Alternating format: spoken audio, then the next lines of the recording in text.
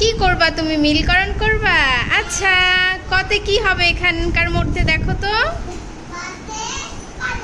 আচ্ছা তাহলে দাও। হ্যাঁ, তারপরে কি আছে?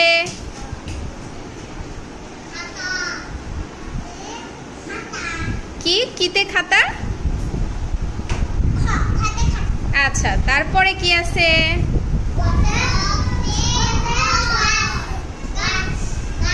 ও করবে, কেউ বলে দিবা না। ও গতে কি হয়? তা আচ্ছা, তারপরে? এই কেউ বলে দিবা না, ঘতে কি হবে?